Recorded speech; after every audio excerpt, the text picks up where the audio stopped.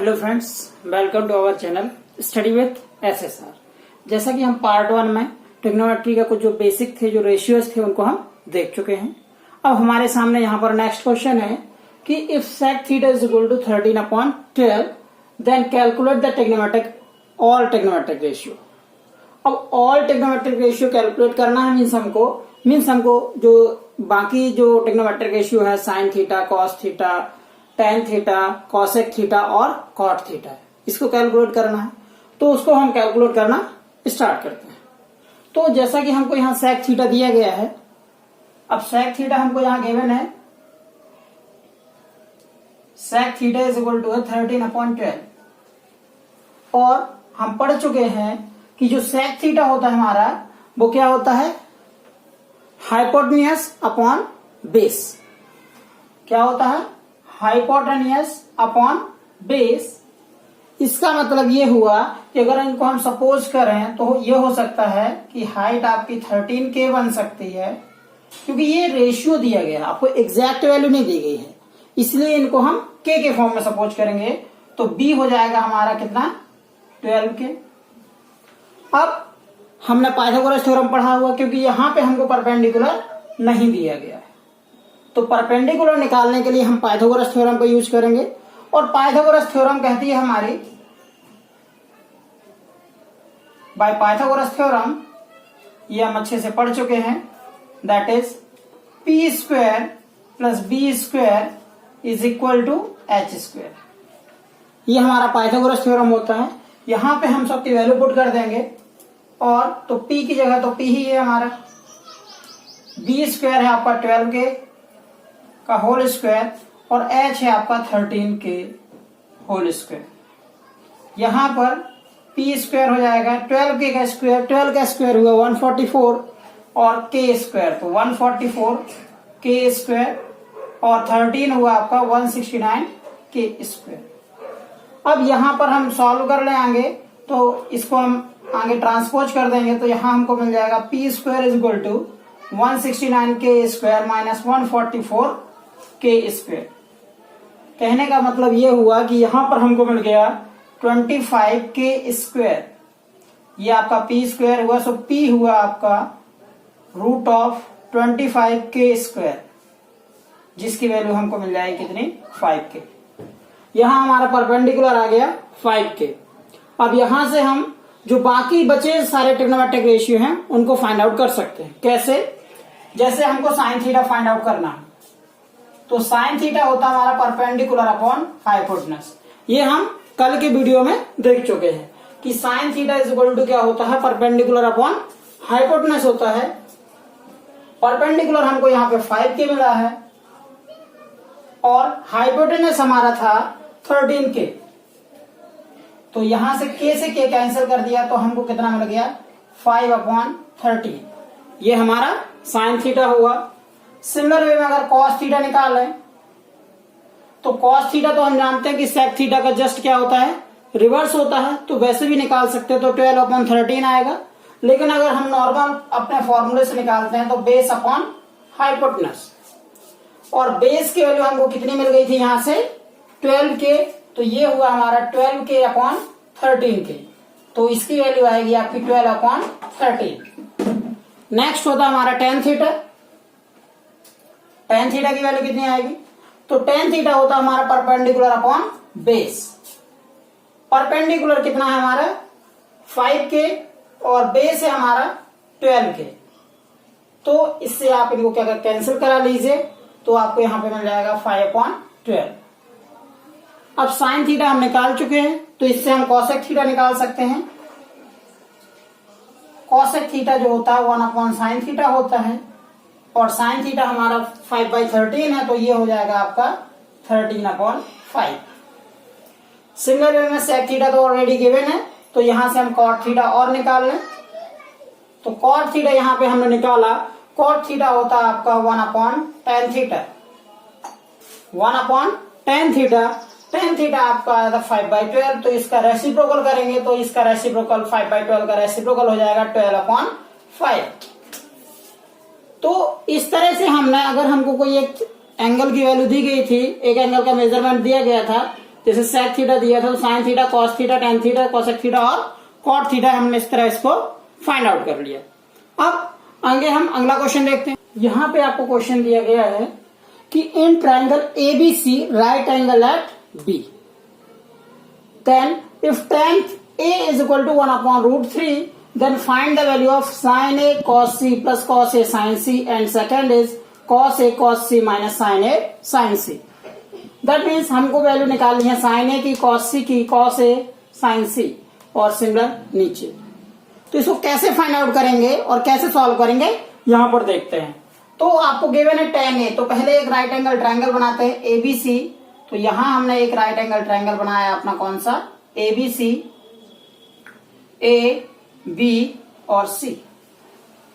यहां पर right angle है B पे, तो राइट एंगल B पे हुआ, और ये है आपका एंगल A। एंगल ये इतना हुआ। अच्छा, आपको गिवन है क्या है, tan A is equal to 1/√3, ये आपको गिवन है। और हमने tan थीटा पढ़ चुके हैं कि tan थीटा होता हमारा परपेंडिकुलर अपॉन बेस। तो परपेंडिकुलर क्या होगा, ये साइड आपकी परपेंडिकुलर होगी, मतलब BC अपॉन AB।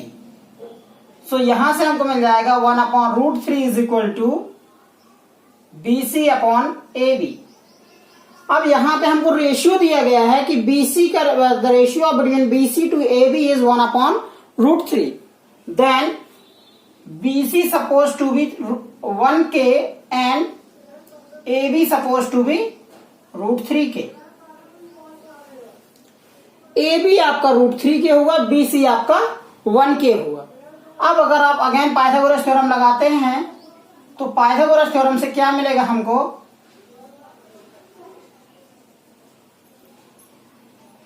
पाइथागोरस अगर इसमें देखें तो हाइपोटेनस क्या है हमारी, AC।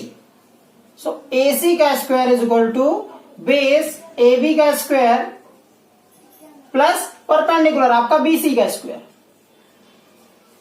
यहां पे आप इनकी वैल्यू पुट कर लीजिए। तो BC है हमारा कितना, AB है हमारा √3K, तो AB की जगह √3K रख लें, और BC है आपका 1K, मीन्स K बस रख सकते हैं, तो K स्क्वायर।